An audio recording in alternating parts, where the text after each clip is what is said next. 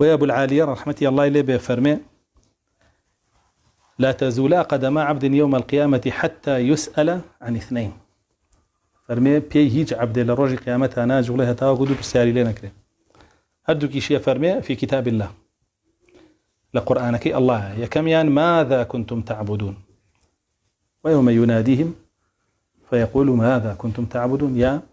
كلمة دوميشيان ماذا أجبتم المرسلين ويوم يناديهم فيقول ماذا أجبتم المرسلين. فرمي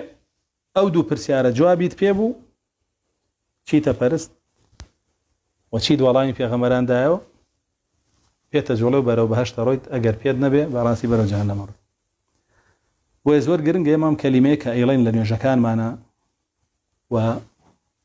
كاتي تريج أيلين ولا بانقاي بيستين وشعار معنا ومن بخاون يزانين كوابستبين بيوي چونك ببي وابستبون بيوي هیچ سودێکی نییە بۆ خاوەنەکەی وابەستەبوون پێوەشی بە ناوە و دەرەوە بێ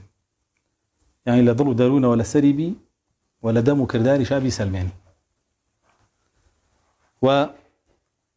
ئەوەی ئەمڕۆ هەیە خەڵکی بەنسبەت ئەم کەلیمەیە چەند بەشێکن هەندێکی وابەستە نەبووە پێوەی بەڵام و توێتی هیچ سودێکی پێ ناگەێنێ هەندێکی تێی نەگەشتووە هەر نازانێت چی لێ داواکە چی لێ قەدەغاکە هیچ سودێکی پێ ناگەێنێ هەندێکی تری تێی گەشتووە ئەوەی خۆی پێی خۆشە وابەستەیە بێ ئەوەشی تەبیعەتی نایبا وابەستەی نابێ ئەویش هیچ سودێکی پێ ناگەێنێ هەندێکی تری تێشی گەشتووە پشتیشی تێکردووە ئەڵێ وابەستەشی نام ئەویش بۆ خۆی هەرتیا چووە وەلەسەر دینی قوڕەیشە چونکە قوڕەیش جوانیان زانی لا إله إلا الله محمد رسول الله چییە بۆیە وابەستەی نابوون و نەبێنیان زانی بێ